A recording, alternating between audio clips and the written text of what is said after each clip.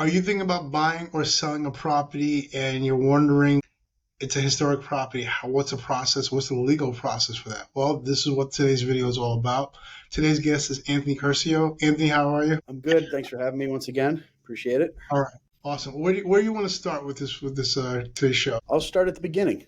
I'll start at what laws allow townships and cities to regulate certain pieces of property, making them landmark status or historical properties.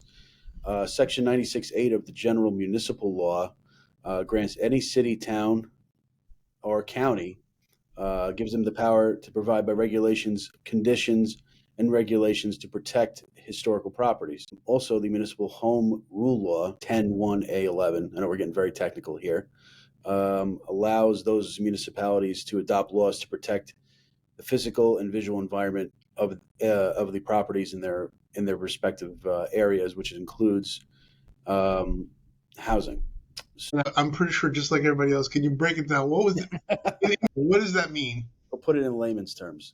So depending on the township you live in, those townships have certain commissions. Most of them are called landmark commissions or landmark preservation commissions, where they set the guidelines for houses that are earmarked historic or I guess landmark properties. If you happen to purchase or own a historic property, you need to know that you can't just put an extension on your property. You can't just paint it. You can't really do anything. Any improvements you make to the property have to be done.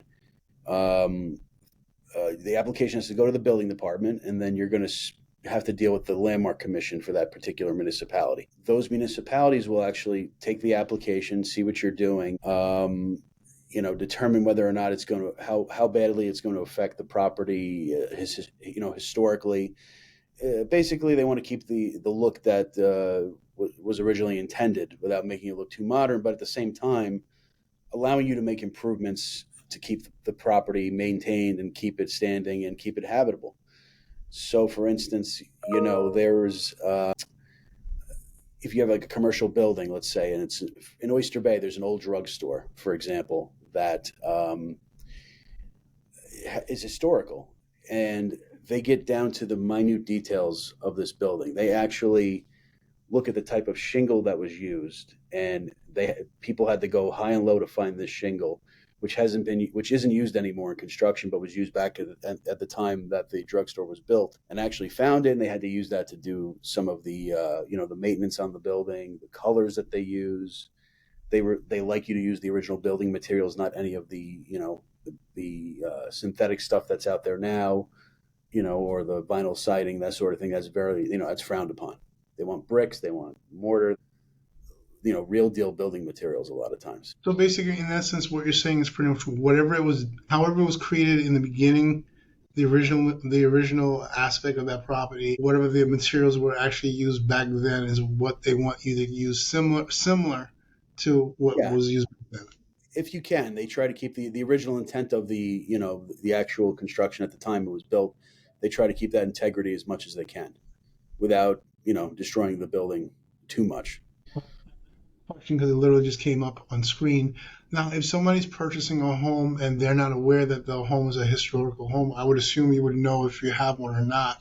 But let's say somebody buys one and they say, can somebody apply to have their home listed as a historical home? Yeah, it depends who you're listing it with.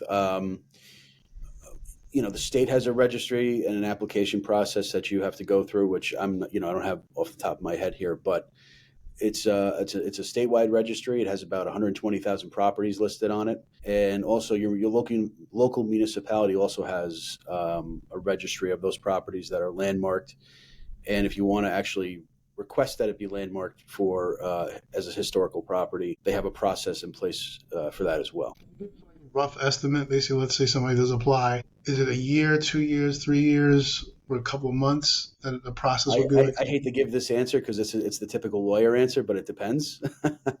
If you're doing, if you're asking to have your house be listed as a historical landmark, probably won't take as long as a commercial building, depending on the size of the house and that sort of thing.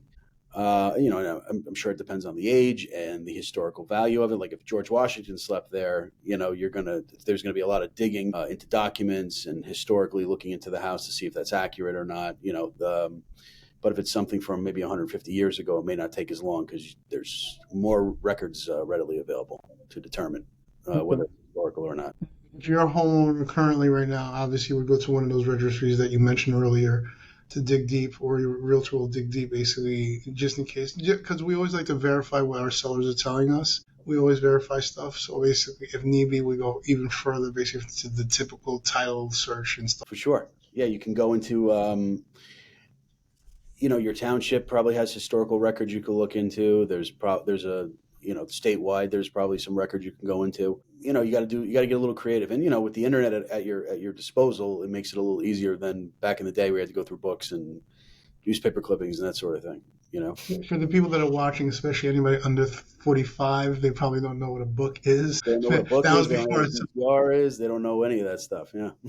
Yeah. Anyway, so let's keep going on this conversation. So I'm a seller, and we looked up the information. We found out that it is a historical property, and now we're holding on to it for a bit, and now we decide to sell it. Now what's the process look like?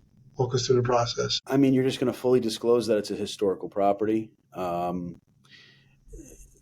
it's a transaction, you're not really going to run into any issues on the actual sale of the property itself.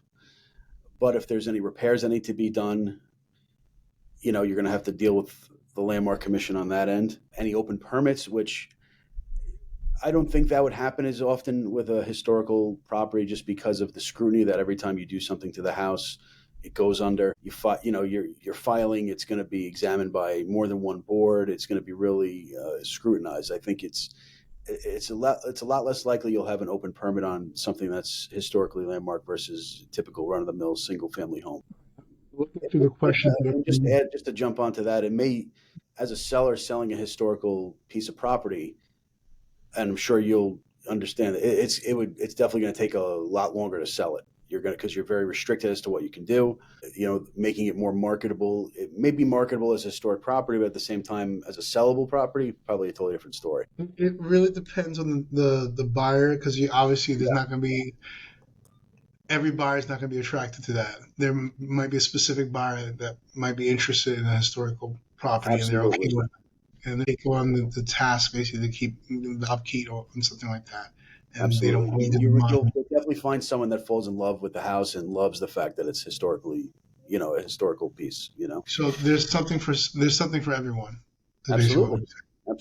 All right, so continue. I didn't mean to cut you off. No, I don't think you did. I said what I had to say over the sale, the marketability of the product of the property. All right. Is there any other legal stuff that we haven't discussed regarding this particular topic that you want to address to the audience? I mean, the only legal thing that it's kind of been settled law at this point, but I'll discuss it anyway. It's whether or not it's considered a take, whether or not when a municipality designates a property as historically landmarked, whether or not it's a taking. That was settled about over 40 years ago now in the Supreme Court.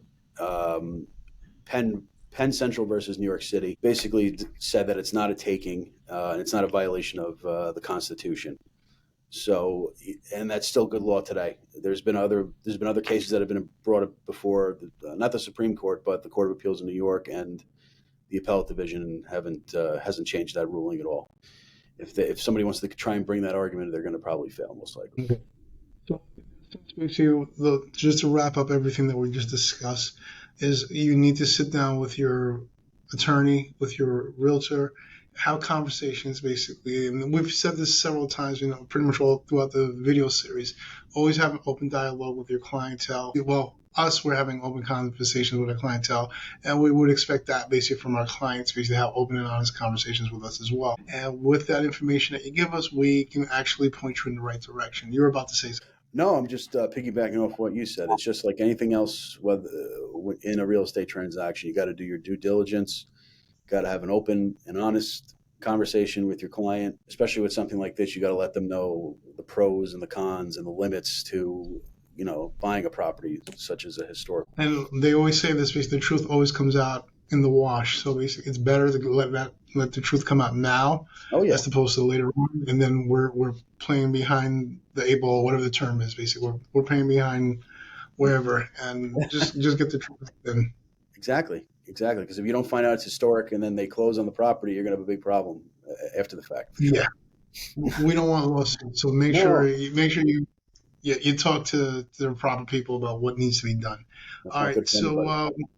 I'm looking at the time right now. I don't see any other questions for this particular subject. Any last words that you want to tell our audience about you, and if they have any questions about this particular subject or anything in general, how can we reach you? And your last words of encouragement to people who are buying and selling. Well, if you have any questions regarding buying a historical property, you can, and you need a broker, obviously hire Evan Saint-Gerard. But if you're looking for legal counsel, you can contact me, Anthony Curcio, at acurcio@curciolawplc.com, or you can call my cell, 631-943-8351. Business phone, 516-809-8483. You can text me at both numbers, and text messages come through. And I respond within 24 hours. That's my rule. So if you don't hear me, after 24 hours, maybe you call the police and see if I'm okay, Outside of that, you can go to my Instagram. You can go to my LinkedIn. Also, check out my social media pages and see what's going on in my life and in the business and everything else. If anybody was considering buying or selling right now, Do it. If you're ready to do it, do it. Don't worry about it. I'm not saying don't worry about the interest rates, but don't let it deter you. Trying to time out the market is never a winning proposition. That's all I could say.